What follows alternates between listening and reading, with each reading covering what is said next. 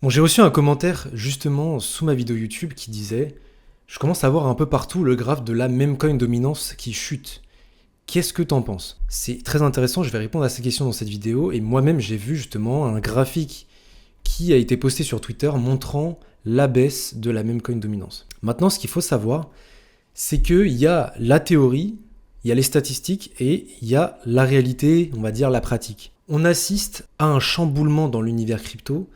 On assiste à une espèce de masse adoption qui arrive et forcément on a le money flow qui a complètement changé. Le money flow, c'est quoi? On nous a tous dit au départ que la liquidité venait de Bitcoin, se transférer vers Ethereum, aller ensuite sur les larges caps, mid cap, moyenne cap et enfin Memecoin qui explosait en fin de cycle. Ce n'est plus du tout le cas malheureusement ou heureusement. Tout a changé. Aujourd'hui, on va vers une tokenisation des actifs, on va sur une tokenisation de tout, de la culture, de tout et n'importe quoi. Ce qui fait qu'on se retrouve avec des tokens de Andrew Tate, des tokens de chanteuses, des tokens de boxeurs. Tout le monde en fait va sortir son token et les fans justement de ces artistes vont pouvoir les soutenir en achetant leur token. Ça va être un nouveau moyen pour des artistes de se faire rémunérer et de se faire soutenir par leurs fans.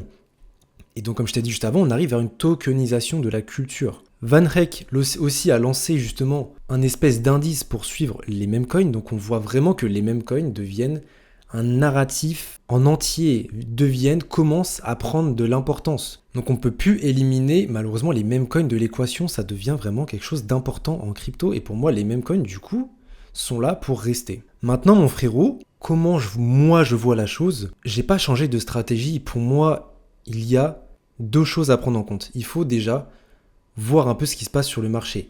On a des alts qui se sont fait détruire. Ok, on a des alts qui sont en survente totale. Les mêmes coins ont superformé. Mais comme on arrive au bottom des alts, selon moi, peut-être qu'il y a des chances que la liquidité aille se déverser un peu sur les alts. Donc que les gens, potentiellement, aillent se repositionner sur des alts, puisque les alts sont à des bons prix, ce qui est normal. Maintenant, est-ce que c'est la fin des meme coins? Est-ce que les meme coins vont arrêter de performer? Est-ce que les meme coins vont à la zéro? Absolument pas. Pour moi, les meme coins vont continuer de performer.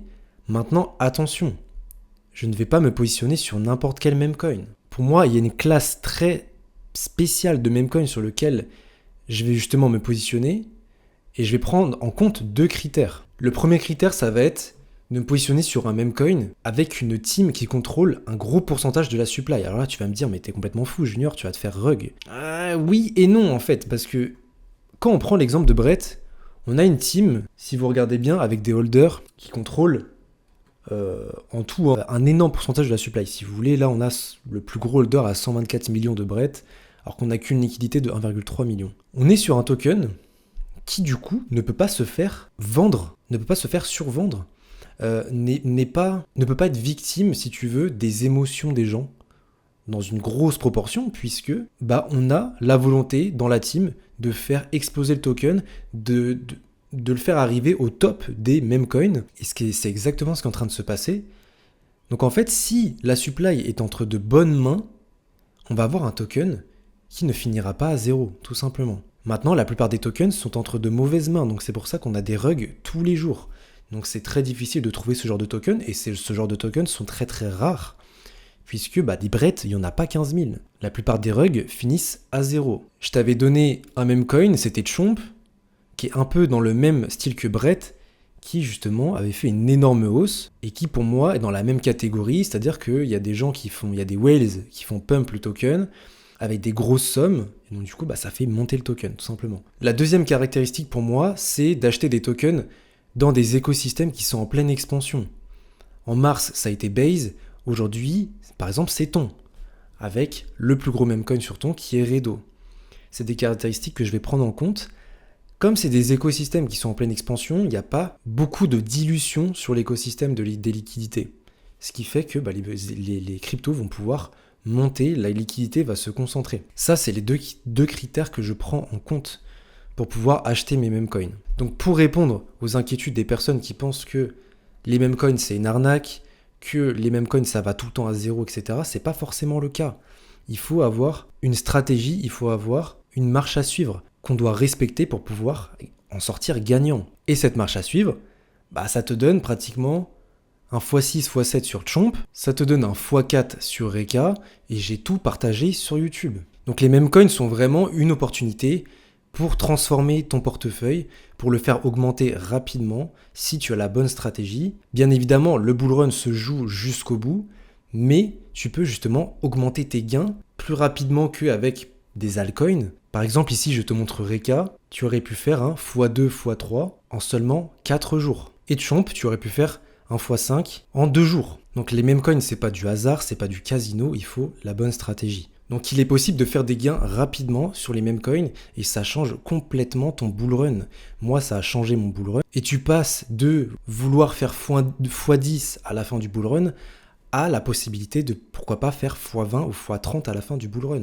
Puisque si tu fais des multiplicateurs rapidement, des multiples rapidement comme x2, x3 sur une crypto en quelques jours, tu vas pouvoir reverser les bénéfices sur d'autres cryptos peut-être un peu plus safe. Et donc du coup à la fin, au lieu de vouloir faire x10 dans ton bull run, tu vas pouvoir faire x20 ou x30. Donc pour moi, est-ce que les meme coins sont morts? Non. Est-ce que les altcoins vont superformer les meme coins?